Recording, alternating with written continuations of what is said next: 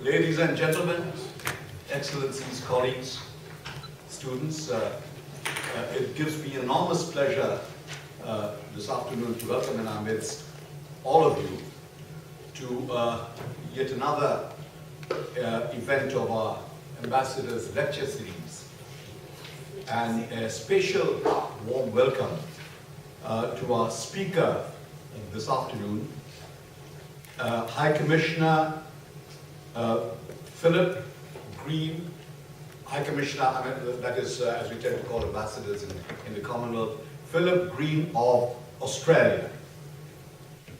If you took a look at Philip's CV, you would see that his credentials are impeccable. Not to surprise that the President didn't wait a second to accept it. You see, credentials are impeccable. He's a career, he's been High Commissioner already, Ambassador to South Africa and Kenya. And a career Foreign Service officer. He has been chef de cabinet to Kevin Rudd when Rudd was Foreign Minister, and thereafter continued to be with him in his private office as Prime Minister. In spite of being a career officer, he obviously had a role in terms of informal overlay in policy making in Canberra, which is evident from the posts he held in proximity to senior policy makers. In South Asia, in the South Asian subcontinent, Australia evokes very strong sentiments. There are the bonds that bind them, through three C's, let's say, the Commonwealth, culture, and cricket. During the Raj, as I was talking to some colleagues this afternoon, we also had common colonial administrators. For instance, Richard Casey was governor in Bengal during a very important period during the Second World War, through a turbulent period in Bengal's history. And thereafter, as many of you know, he went on to become Governor General of Australia. This relationship, of course, has continued to contemporary times. Those of us who are students of international relations would fondly recall the father of what is generally called the English school of IR, Hedley Bull, who was an Australian and was at the Australian National University. Today, we also follow the strategic debate, say between Hugh White and Paul Dibb, the Australian white paper, defense white paper, the ideas about Pacific community that emanated from Australia. And all these are outcome in many ways of Australia's tyranny of distance and apprehensions of proximity, a combination of both these elements. Distance from what was once the mother country and the proximity to the region that it has now begun to interact with. And to this region, Australia is not just the plucky Britain down under. It's very much an actor in contemporary politics in our region. Am I going to get a round of applause? Yes. You are a very key actor. Relations with China, you deal with all this in your talk, I hope. India, China, and the region around it. Many of us have visited Australia, and what strikes one when one goes to Australia is the intense egalitarian pluralist democracy of Australia. You chop off the tall poppy in Australia. There are no statues to Don Bradman or Yvonne Goolagong or Rod Laver. Yeah. And, no heroes and hero worship. Not like we have known not just in Anglo-Saxon culture, but in all our cultures as well. Now, how does Australia look at its own immediate environment? How does Australia look at the Indian Ocean? And we will let Philip speak to these and any other issues that he would care to. I would look forward to hearing him. Thank you, Philip. Thank you for being with us. The floor is yours. Well, thank you very much, Dr. Chowdhury, for that overly kind introduction. Let me start this way, ladies and gentlemen. In 1921, the Nobel Prize-winning author, Luigi Pirandello, wrote a play called 6 Characters in Search of an Author. A reference to an Italian playwright of the absurdist tradition, writing nearly a century ago, may seem a strange way to begin a talk on the Indian Ocean. But bear with it. Just as Pirandello's characters are in search of an author to finish their story, so in some ways, the nations of the Indian Ocean are in search of a narrative, a common identity, a story. The dramatis personae of this region are disparate, 48 nations, among them one great power, many fast-growing economies, small island states, energy powerhouses, least developed nations, and rising middle powers. There are other members of the drama, non-state actors, and indeed 2.6 billion people, although including all of them as key members of the cast perhaps stretches the Pirandello metaphor too far. But the nations of the Indian Ocean, I think, are like characters in search of a narrative and a common identity. Where might we go next to encourage the drama?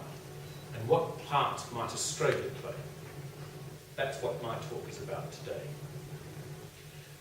But first, let me say something about how pleased I am to be here at this august institute. The Institute of South Asian Studies, chaired so ably by Ambassador Pillay, whose own diplomatic career and expertise need no introduction, has brought together some of the finest minds on Southeast Asian studies. It's not surprising, therefore, that since its inception in 2004, ISAS has rapidly built a reputation for excellence and is at the forefront of contemporary South Asian studies. And it's a privilege and an honour for me to be here with you under your chairmanship, Dr. Chowdhury, yourself a diplomat of great standing and a former Foreign Minister of one of the countries of our region. It's an honour for me to address you here today.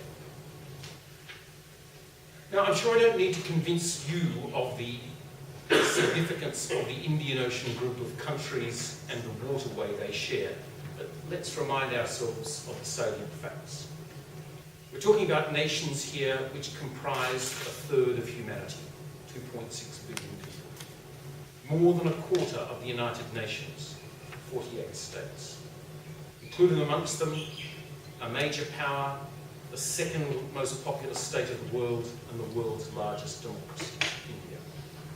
This is a region of global significance. It's a region of significance to the global economy. The Indian Ocean region already represents some 10% of global GDP, and that figure is rising rapidly. As is often the case in the region, here India leads. With an economy already worth more than $1.8 trillion, it's well on track to be the world's third largest economy, growing now at 7% per annum.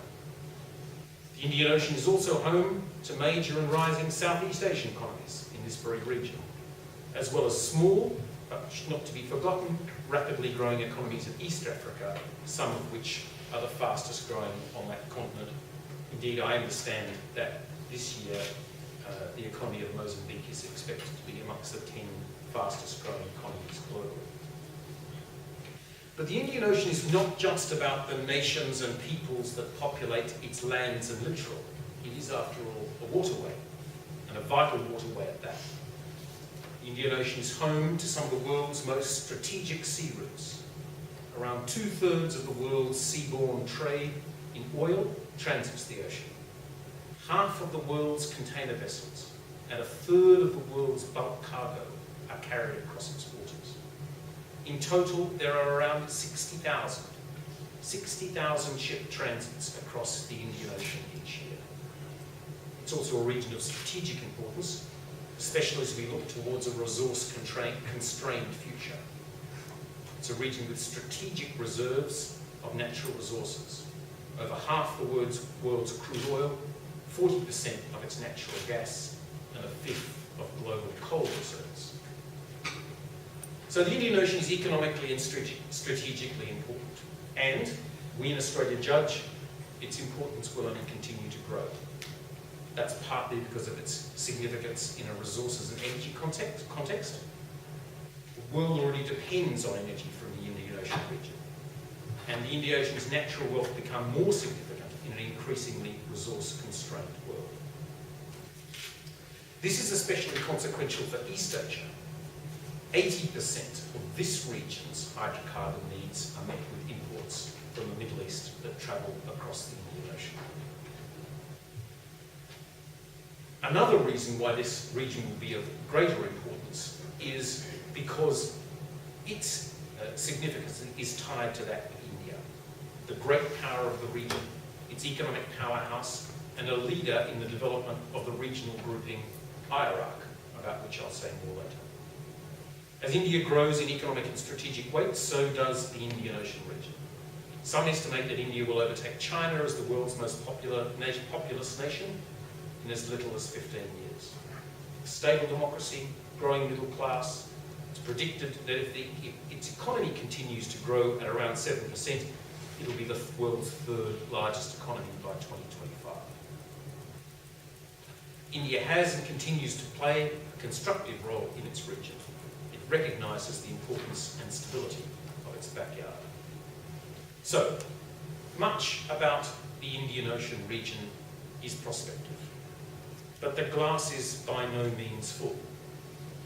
It's a region which faces numerous ongoing challenges, some of which have the capacity to impinge on its prosperity.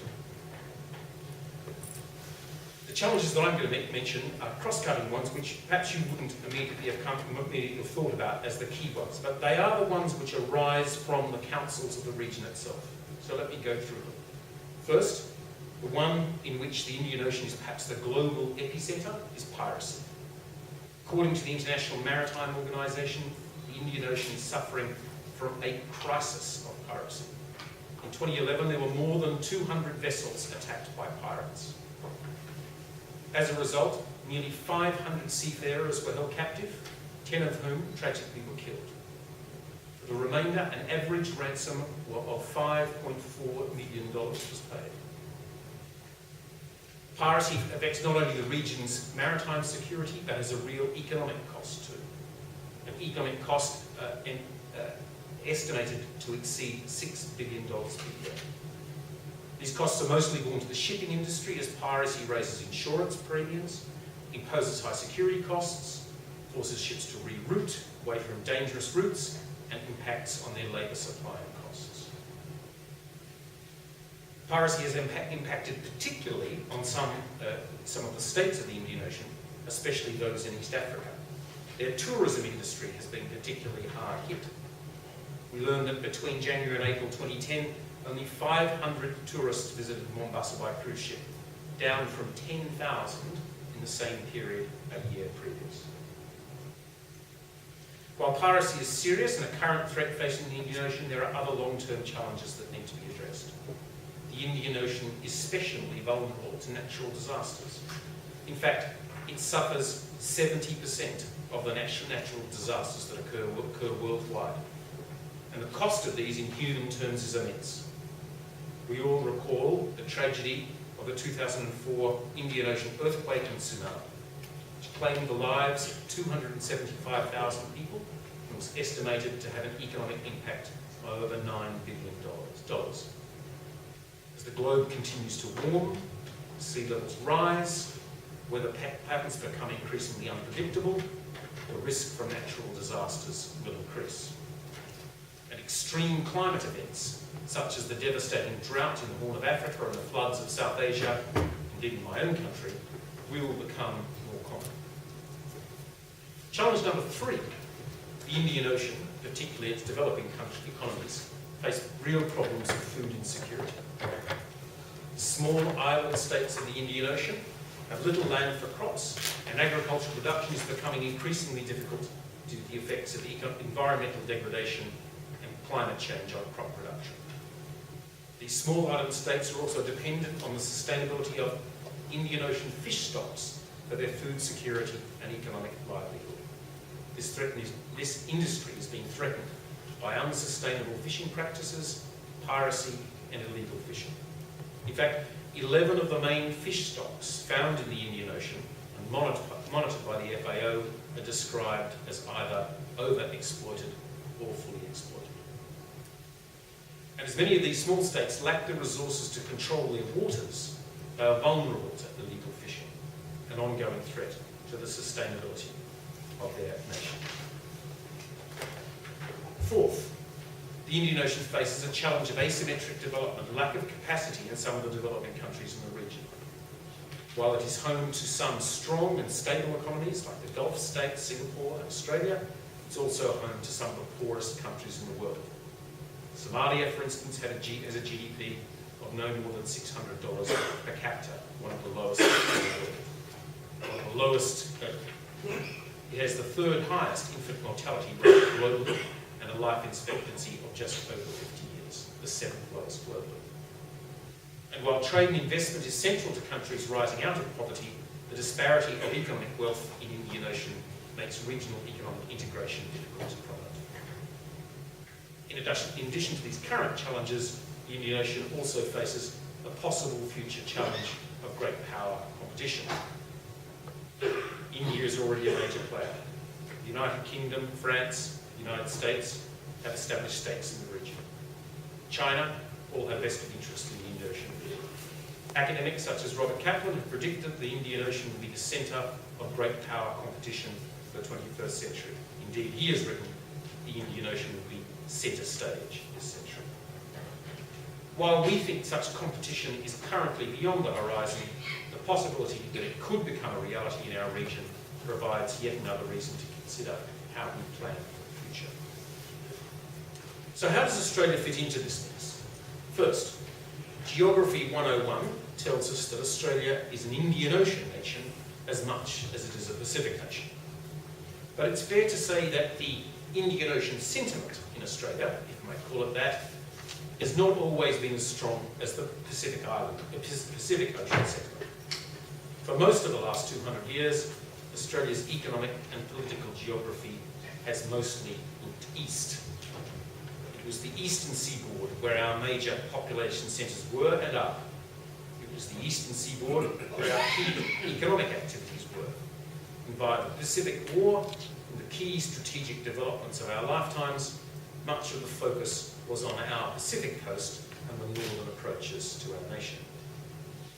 Of course, the good people of the state of Western Australia were always there to remind us of our Indian Ocean interests. Amongst them, some of the most respected figures in Australian foreign and defence policy. Kim Beazley, more recently Stephen Smith, recently our foreign minister.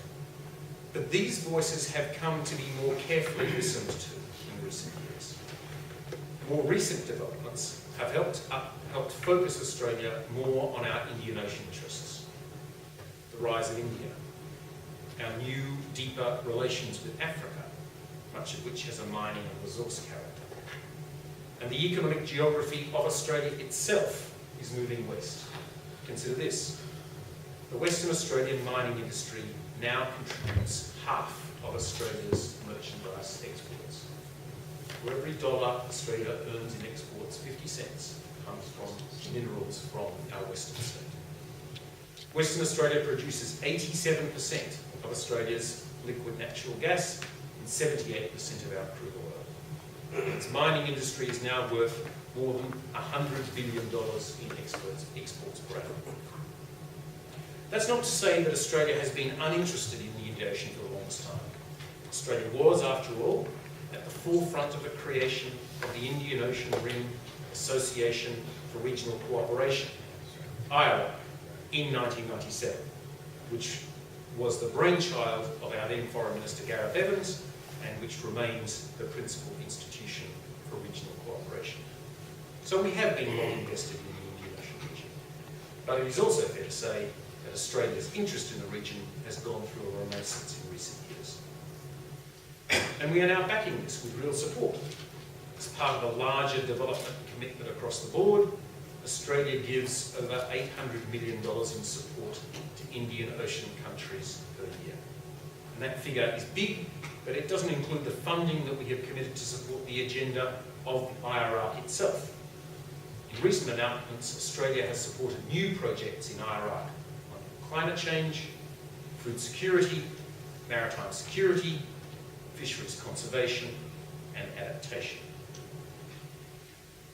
We are currently Vice Chair of the IRAC body, our second year as that, during which time we have worked closely with India to strengthen the organisation's agenda and future. In the last quarter of this year, we will take over as Chair for a 2-year term, which we aim, again working closely with our predecessor India, to revitalise this organisation. Let's take a closer look at IRAC. It's a terrible name, of course, and I hear it's about to change. It will soon be no longer IRAC, but IORA, the Indian Ocean Regional Association. It was formed in 1997. It has 20 members, drawn from the littoral and island states of the Indian Ocean. 6 other nations, China, France, UK, Japan, Egypt, and most recently the United States, act as observers. Its peak decision-making body is its Council of Ministers. That meets annually, though having myself been to some of their meetings, I must say there are many such meetings where many of its members are not always represented by ministers. It has a secretariat based in Mauritius, staffed by a Secretary General and only 2 directors. Beyond that, its staff comprises only some locally engaged support. It has 2 active working groups, a working group on trade and investment, and a working group of heads of mission and ambassadors. That is based in Pretoria, and in my last job as Australia's High Commissioner to South Africa, I served on that working group.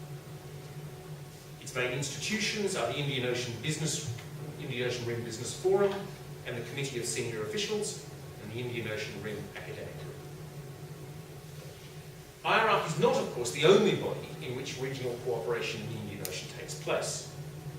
Much of the more technical and specific Indian Ocean regional cooperation takes place in forums such as the Indian Ocean Tuna Commission, and a naval dialogue occurs through the Indian Ocean Naval Symposium. Overall, the picture of IRAC, I think it's not unfair to say, is a body that is small, not well resourced, and modest in terms of agenda and attendance. The contrast in the level of development of the Indian Ocean's institutions with that we are aware of from the Pacific is of course stark.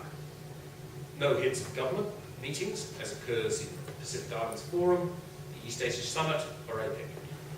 No free trade area and no plans for it. No security forum or mandate like that of the Asian Regional Forum. That shouldn't surprise us very much. The Indian Ocean's institutions are reasonably new.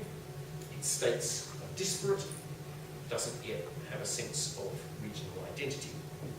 And many of the states self-define themselves as part of other regional groups rather than the Indian Ocean. The Africans tend to describe themselves as members of the African Union. Southeast Asians would first characterise themselves as members of ASEAN. For Australian diplomats, we're more likely to characterise ourselves as members of the EAS, APEC, or the Pacific Islands Forum, before characterising Australian diplomacy as being led by its engagement in IRAC. And of course, IRAC certainly does not behave like an autonomous actor in and of itself, as other regional institutions, such as the Pacific Islands Forum, and to an extent ASEAN do. Perhaps the greatest difference between the Indian Ocean region and others is the lack of any kind of pan-regional identity. The asymmetric levels of development in the Indian Ocean, its disparate geographic and divergent priorities of its members present major obstacles in the pathway of region-wide agreements and shared identity. And there are extra-regional players with big economic and strategic interests in the region, players who are becoming increasingly focused on the future of the ocean. The question of what role these players should play in the future development of Iraq will continue to be a subject of discussion. So where to from here? The Indian Ocean is economically and strategically important, and it's set to play a role, perhaps a central role, in the 21st century stage. Secondly, it is a region which faces long-term challenges, some of them serious, many of which will need to be addressed in order for the region to fulfill its full potential. So, we would argue that while there are complexities in the region's character, greater regional effort in the Indian Ocean region seems warranted. Iraq itself may not be perfect, it is small and under-resourced, but we believe it deserves our support and encouragement. So that is what Australia is doing. We believe that while the future level of regionalism in the Indian Ocean is uncertain, the current level is certainly insufficient. It will be the mission of our 2 years as chair of IRAC to work constructively with key partners, particularly India, but not least Singapore, to promote that.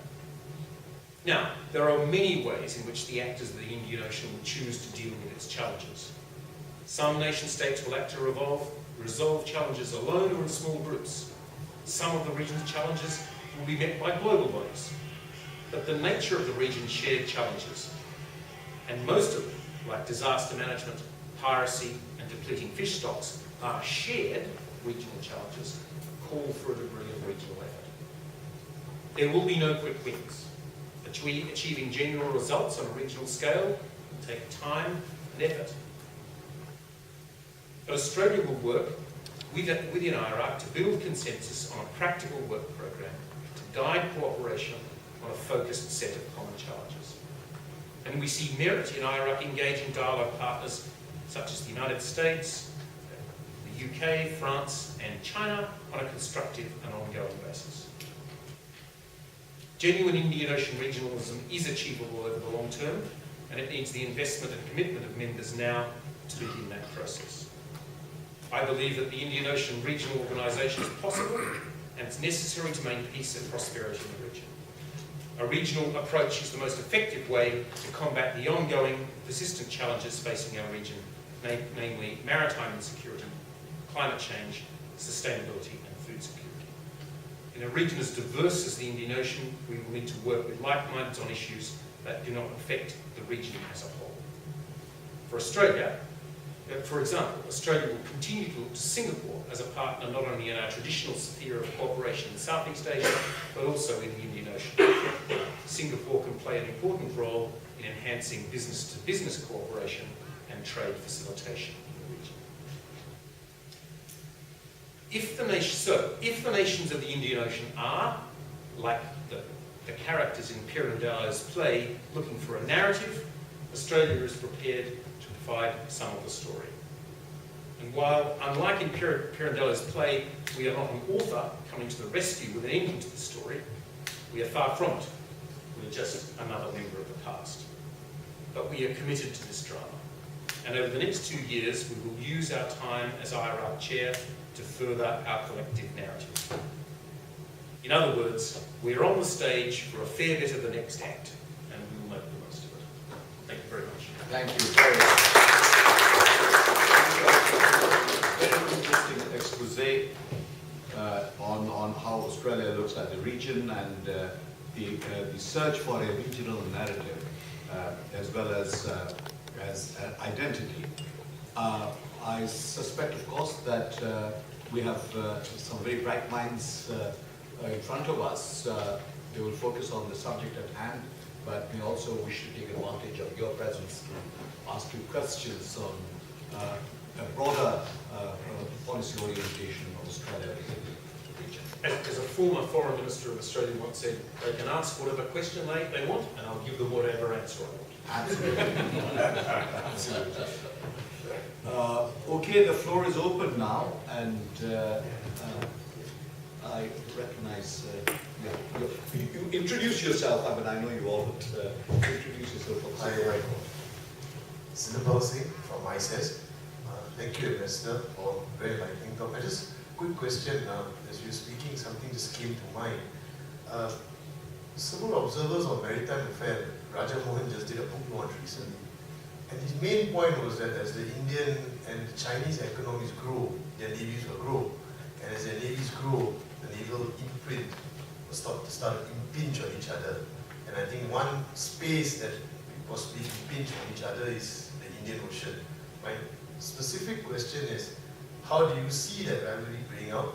And what is the official Australian position on what people like someone like Rajamohan will say, as his navies grow, they impinge on each other? Thanks.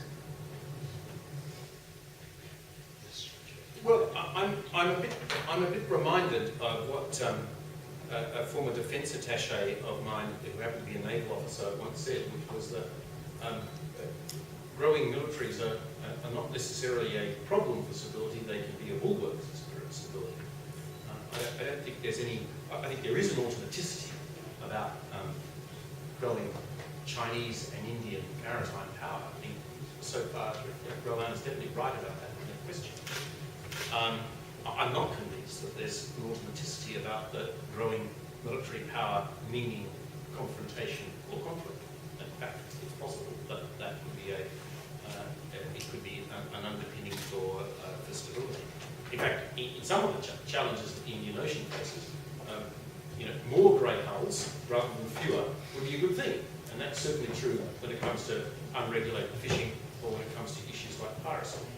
But obviously, the issue is alive, and it's not completely surprising that people are taking account of this issue, and it deserves to be carefully watched. But is there any automaticity about growing naval power meaning conflict or confrontation? I don't think so. And my experience in diplomacy is that where issues like this are most being watched and engaged, the chances of them turning into major problems are less. But I certainly don't think there's any certainty about that. Okay. Yes, Mr. Junior. Thank you very much, Excellency, for a very comprehensive outlook on the ocean. There's one Australian that I particularly admire. This is in connection with the Indian Ocean Rim countries. And it goes back a little way when I was very much involved in it as well. He's Professor Peter Reeves, who used to be in our university for many, many years. He was also one of the promoters. The other was a Sri Lankan ambassador in Singapore, who's passed on. But he also was.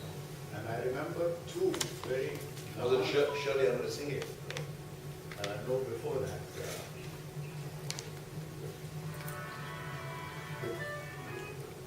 Before that. And they were very keen on this. And I remember that Western Australia said, well, we are part of the Indian Ocean. So we were very much involved in this. Professor Peter Reeves was a great promoter of this. And we had two sessions in Perth. 2 years when I started was in Australia, University in Perth. And we had members of the Indian Ocean countries ranging from Iran, who sent a minister. And it was a tremendous. I was a little disappointed that it's gone its way down. But it got everybody from all the African